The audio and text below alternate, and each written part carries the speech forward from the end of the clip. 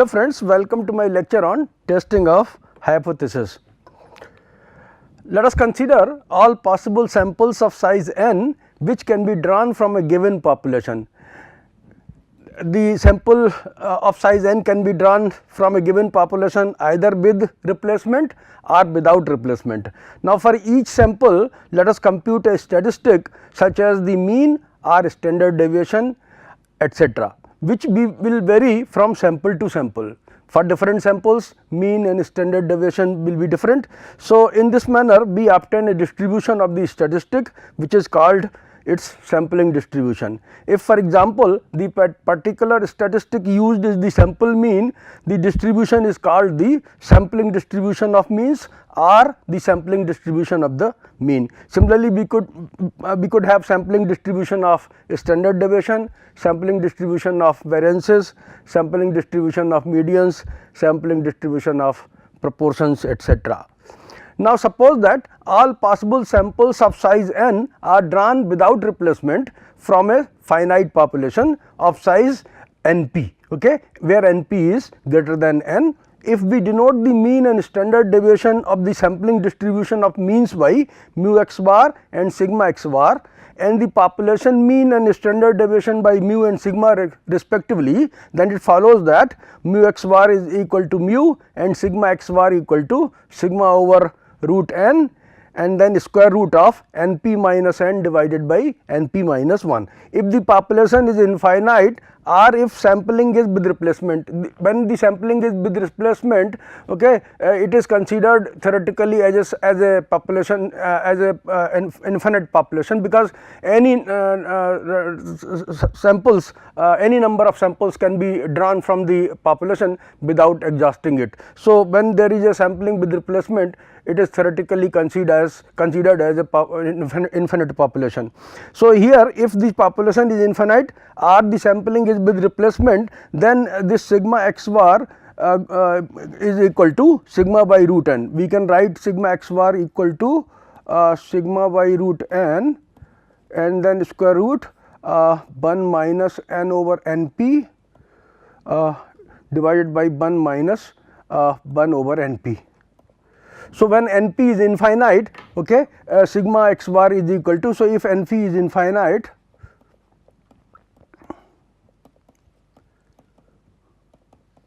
then sigma x bar is equal to sigma by root n. So, either np is infinite or we are considering sampling with replacement, then we consider the population to be infinite.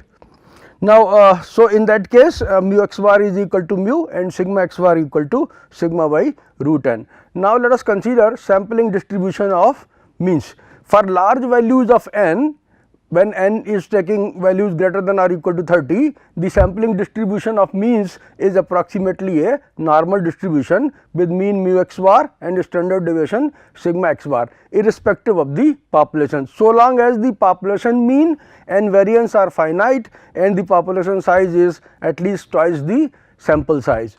This result for an infinite population is a special case of the central limit theorem of advanced probability theory, which shows that the accuracy of the approximation improves as n gets larger. This is sometimes indicated by saying that the sampling distribution is asymptotically normal.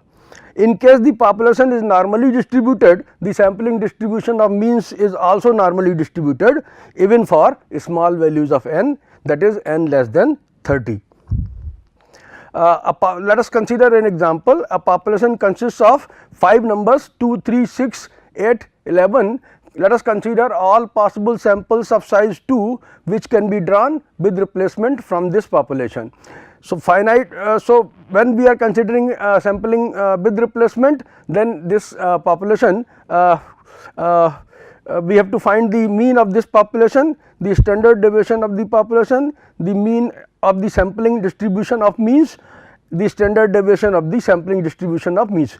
So, we are considering all possible samples of size 2 which can be drawn with replacement from this population. Let us first find the mean of the population. So, mean of the population we are denoting by mu. So, mu is equal to 2 plus 3 plus 6 plus 8 plus 11 by 5, which is 30 by 5, and this is equal to 6. Okay. Now, sigma square is the variance of the population, and variance of the population we know is given by sigma square, which is variance of the population. Variance is given by sigma I equal to 1 to n xi minus mu whole square divided by n. Okay. So, here we have xi's are the values that the population is taking 2, 3, 6, 8, 11.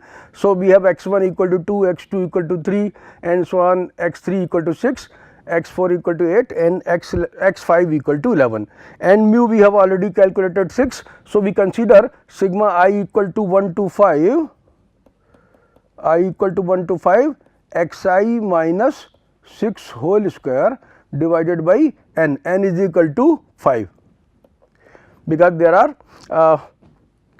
population is a finite population, it consists of 5 numbers. So, we have let us take x1 equal to 2. So, 2 minus 6 whole square, x2 is 3, 3 minus 6 whole square, x3 is 6. So, 6 minus 6 whole square, x4 is 8. So, 8 minus 6 whole square, x5 is 11. So, 11 minus 6 whole square divided by 5, and when you compute this value, it comes out to be 10.8. So, sigma is equal to square root of 10.8, which is equal to 3.29.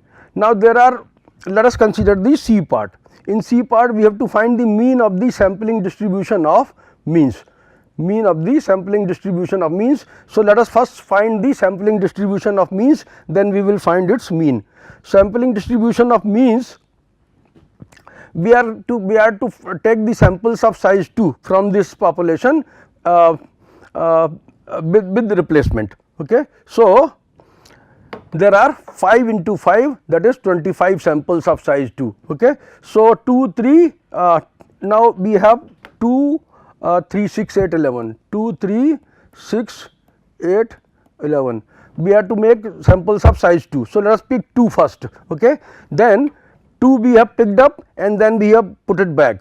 Okay. So, 2 can be paired with 2 and then 2 can be paired with 3, 2 can be paired with 6, 2 can be paired with 8, 2 can be paired with 11. So, we get 5 pairs, these 5. Okay. Next time we pick 3. Okay, we have taken 3 and then put it back. Okay, so 3 can be paired with 3. Okay, 3 can be paired with 2, 3 can be paired with 6, 3 can be paired with 8, 3 can be paired with 11. So, we have again 5. Okay, in a similar manner, we pick 6. Okay, we pick 6 and put back. Okay, so 6 can be paired with 2, 6 can be paired with 3, 6 can be paired with 6, 6 can be paired with 8, 6 can be paired with 11. So, in a similar manner, we can have 5 pairs with 8. And then 5 pairs with 11 in the first draw. Okay. So, in all there are 25 samples of size 2. Now, let us make the sampling distribution of their means. Okay. So, 2 plus 2 by 2. So, that will be 2 if you make the sampling distribution of means. So, we will take the mean of each of the sample of size 2. Okay. So, mean of the sample of size 2, that is 2 2 is 2. Then this mean of the sample of size 2 2 3 is 2 plus 3 by 2, that is 2.5. Then we have some mean of the sample of size 2 2 6 is 2 plus 6 divided by 2, that is 4, and then 2 plus 8 divided by 2 is 5, 2 plus 11 divided by 2 is 6.5. So, like that we can find the means of the other all other samples of size 2 each. Okay, and we have this distribution. Okay, this is for the means of the first row. Okay, the first row, and then we have the means of the second row, then we have means of the third row, the means of the fourth row, the means of the samples of size 2 in the sixth row. Okay. So, this is sampling distribution of means. Okay. Now, let us find the mean of this sampling distribution, that is mu x bar. So, mu x bar is equal to sum of all these sample means in this equation 1. Okay. Sum of all sample means divided by 25. They are all in 25, they are all 25 in number. So, we let us add them all add these 25 values and divide by 25. So, sum of these 25 values is 150, 150 divided by 25 is 6. So, you can see that mu x bar is equal to 6 and mean of the population is also 6. Okay. So, mu x bar equals mu. And then let us go to show that sigma x bar, let us find sigma x bar, and then we will be showing that sigma x bar equal to sigma by root n, because it can be considered with this sampling with replacement, it can be considered as infinite in population. So, let us consider sigma x bar. The variance sigma x bar square of the sampling distribution is obtained by now let us find sigma x bar. Okay. So, this is sampling distribution of means. Okay. We have to find sigma x bar square here. So, sigma x bar square will be equal to, take sigma I equal to 1 to 25, okay, and then call these values as xi's. Okay. So, xi minus mu x bar, that is 6 whole square divided by we have 25. Okay. So, this is nothing, this can be written as 2 minus 6 whole square. Okay. If you take this one 2 minus 6 whole square, then we have 2.5 minus 6 whole square, then we have 4 minus 6 whole square, we have 5 minus 6 whole square, and so on. 6.5 minus 6 whole square, then 2.5 minus 6 whole square, and so on, 11 minus 6 whole square divided by 25. So, this is sigma x bar whole square, this is sigma x bar whole square. If you calculate this sum, okay, this sum is 135. So, 135 divided by 25. Okay. So, 135 divided by 25 is 5.40, and therefore, sigma x bar is square root of 5.40, that is 2.32. Now, let us find sigma by root n. Okay. Sigma, let us see what is sigma. We had found, okay, sigma square was equal to 10.8. Okay. Sigma square is equal to 10.8. Okay. So, sigma square by n will be equal to 10.8 divided by 2, because we are taking sample size as 2. Okay. So, 10.8 divided by 2, that is 5.4. Okay. 5.4 that is sigma square by n. Okay. And here also you can see sigma x bar square is 5.4. So, sigma x bar square is equal to sigma square by n. Okay. And thus we see that sigma x bar is equal to sigma by root n. Okay. This is because here we are dealing with sampling distribution with replacement. So, the population can be considered as infinite, although it is finite population, but when there is sampling with replacement, okay, any number of samples can be drawn from the population. So, it can be considered as a sampling with replacement. Now, it will sampling with infinite population. So, sigma x bar equal to sigma by root n we have to verify, because in the case of infinite population sigma x bar is equal to sigma by root n. Now, let us solve example 1 in case sampling is without replacement. Okay. So, now let us consider this problem, okay, this problem where sampling is without replacement. Okay. So, mean of the population will remain the same, mean will be equal to 6, okay, and the standard deviation will also not change, because it is not depending on sampling, there is no sampling here. So, we have sigma equal to 3.29, 3.29, okay, that is square root of 10.8. Okay. Now, mean of the sampling distribution of means. Now, we have 5 numbers from, if there is sampling without replacement, then and we are making samples of size 2, then from 5 numbers we can draw sample of size 2, okay. That means there will be 10 such samples, okay, and the 10 such samples are these are 10 such samples 2 3, 2 6, 2 8, 2 11, okay. First we draw 2, in the first draw we take 2 and then 2 can be paired with 3, 2 can be paired with 6, 2 can be paired with 8, 2 can be paired with 11. Now we have drawn 2, okay. In the next draw we now take 3, okay. So 3 then can be paired with 6, 3 can be paired with 8, 3 can be paired with 11. So 2 and 3 we have removed and then we take 6, 6 can be paired with 8, 6 can be paired with 11. So after that 6 is also drawn out, we have 8 and 11. So we get 8 and 11 as the last sample size sample bits of size 2. So there are 10 samples of size 2, okay. Now here the selection 2 3 is considered same as 3 2, the corresponding sample mean. Now let us find the sample means of these samples of size 2, okay. So mean of this 2 3 is 2.5, then mean of 2 6 is 4, mean of 2 8 is 5 and so on, mean of 8 and 11 is 9.5. So we have sampling distribution of means where there are 10 numbers means of these sample sizes of samples of size 2. So now let us find the mean of these sampling distribution. So mean will be equal to mu x bar, and mu x bar will be equal to 2.5 plus 4.0 plus 5.0 plus 6.5 and so on plus 9.5, and it comes out to be 60 by 10.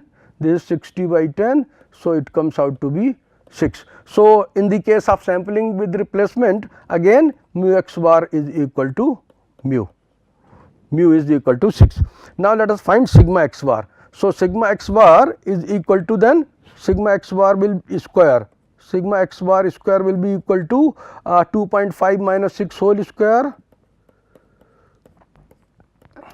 then 4 minus 6 whole square, 5 minus 6 whole square, 6.5 minus 6 whole square and so on, 9.5 minus 6 whole square divided by 10, because they are 10 in number, okay.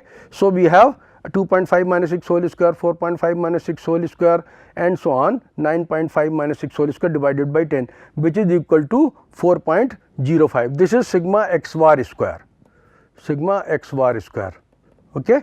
Now so if you find sigma x bar will be equal to square root of 4.05, which is sigma equal to 2.01. Now let us now here we are considering sampling without replacement. So we have to verify the formula sigma x bar equal to sigma by root n multiplied by np minus n divided by np minus 1 square root raised to the power half, okay. Or we can say sigma x bar square is equal to sigma square by n into np minus n divided by np minus 1,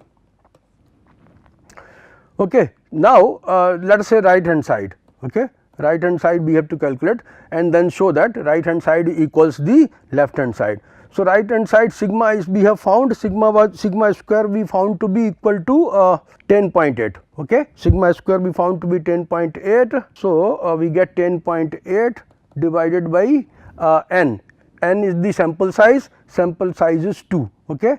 And then we have np is the size of the population is 5, okay, minus 2 divided by 5 minus 1, okay. So what do we get here? This is 5.4, and what we get here, 5 minus 2 is 3 divided by 4, okay. So how much is that? This is 3 4 ja 12, 3 4 ja 12 and 3 5 ja 16.2, okay, divided by 4, and this is nothing but 4.05, okay. So sigma square by n into np minus n divided by np minus 1 comes out to be 4.05, which is same as sigma x bar square here, this 4.05. So sigma x bar is equal to sigma by root n into np minus n divided by np minus 1 raised to the power half formula is verified. Okay. This formula is verified. Now, let us assume that masses of 3000 male students at a university are normally distributed with mean 68 kg and standard deviation 3 kg. If samples consisting of 25 each, if 80 samples consisting of 25 students each are obtained, what would be the expected mean and standard deviation of the resulting sampling distribution of the means if sampling were done with replacement. So, first let us consider sampling with replacement.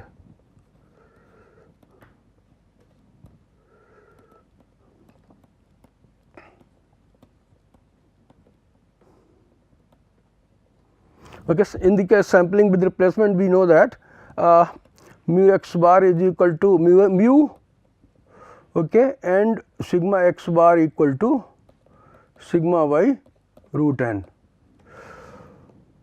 Let us assume that the masses of 3000 male students at university are normally distributed. Mean is sigma mean of the population is 68.0. So, since mu is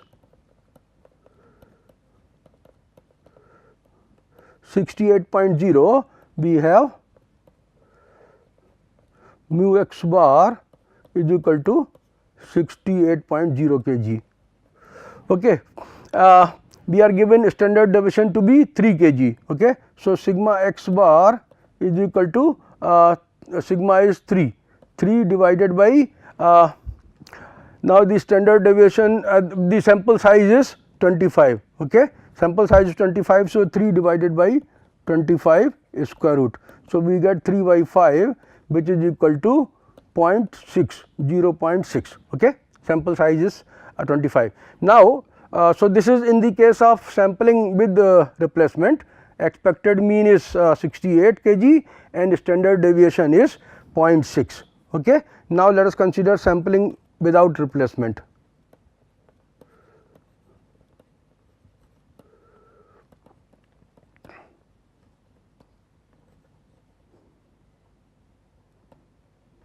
So, in the case of sampling without replacement, again mu x bar is equal to mu and mu is 68. So, mu x bar is 68 kg. Sigma x bar is equal to sigma y square root n into np minus n divided by np minus 1 raised to the power half. Sigma is given to be sigma is equal to 3. Okay. Sigma is equal to 3 kg and then n is equal to 25. We are taking sample size is 25, np equal to population size is 3000. Okay. So, we have sigma x bar equal to sigma divided by root n. Okay. So, sigma x bar will be equal to 3 divided by root 25 multiplied by np is 3000 minus n is 25 divided by 33,000 minus 1 raised to the power half. Okay. So, this is what we have, and if you calculate this 3 by root 25 square root 3000 minus 25 or 3000 minus 1, it is very near to 0.6. Okay. It is something like 0.59 something. Okay. So, it is very near to 0.6. Okay. And can therefore, for all practical purposes be considered the same as in the case of sampling with replacement. Thus, we would expect the experimental sampling distribution of means to be approximately normally distributed with mean 68.0 and standard deviation 0.6. In the case of sampling with replacement, it came out to be 0.6. In the case of sampling without replacement, it came out to be 0.4559, which is slightly less than 0.6, and therefore, it can also be considered as this case can also be considered as the same as the sampling with replacement. Okay. Now, let us consider testing of hypothesis. Very often we are required to make decisions about the population parameters on the basis of a random sample from the population. Such decisions are called statistical decisions. For example, we may wish to decide on the basis of a sample data whether a new serum is really affected in curing a disease. whether one educational procedure is better than the other than another. In an attempt to make a decision, we make assumptions or guesses about the parameters of the population distribution. Now, such assumptions which may or may not be true are called the statistical hypothesis. When more than one population is involved, statistical hypothesis consists of relationships between the parameters of the populations. In many instances, we formulate a statistical hypothesis for the sole purpose of rejecting or nullifying it. For example, if we want to decide whether a given coin is loaded, we formulate the hypothesis that the coin is fair, that is p is equal to 0.5, where p is the probability of heads. Similarly, if we want to decide whether one procedure is better than another, we formulate the hypothesis that there is no difference between the procedures. That is, any observed differences are merely due to fluctuations in sampling from the same population. Now, such hypotheses are called null hypothesis and are denoted by H naught.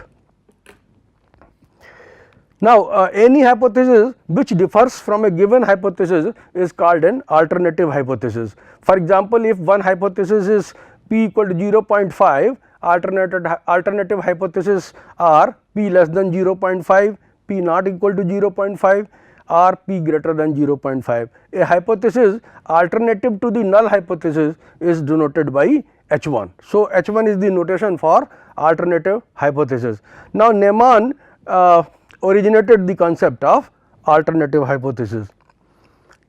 Testing of hypothesis or testing of significance. Tests of hypothesis or tests of significance or rules of decision are procedures which enable us to decide whether to accept or reject the null hypothesis.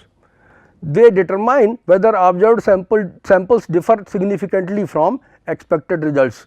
Acceptance of the hypothesis merely indicates that the data do not give significant evidence to refute the hypothesis, whereas the rejection of a firm conclusion where the sample evidence refutes it. So, if the sample evidence refutes the hypothesis, we have to reject it. Now, when null hypotheses are accepted, when the null hypothesis is accepted, the result is said to be non-significant. That is, observed differences are due to chance caused by process of sampling. When the null hypothesis is rejected, the alternative, that is the alternative hypothesis is accepted, the result is said to be significant.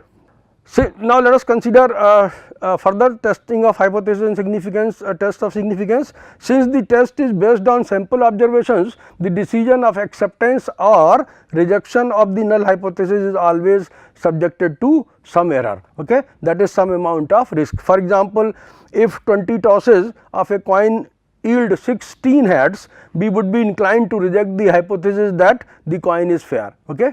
Suppose our null hypothesis is that the coin is fair, okay, and when we carry out the experiment, that is we make 20 tosses of the coin which yields 16 heads, we would be inclined to reject the hypothesis that the coin is fair, although it is conceivable that we might be wrong, okay. Now, let us consider types of error. Type 1 error, it involves rejection of null hypothesis, okay, when it should be accepted as true, okay. So, when H naught is expected to be true, but we reject it, we have made type 1 error, and when we accept the null hypothesis while it is false and should be rejected, we make type 2 error, okay. So, type 1 and type 2 error are given in the form of this table. Null hypothesis H naught is true, okay. If we accept H naught, we have made correct decision. If we reject H naught, we have committed an error of type 1. H naught is false, okay. We accept H naught, that means we have made type 2 error. If we reject H naught, we have made a correct decision. So, with this I would like to end my lecture. Thank you very much for your attention.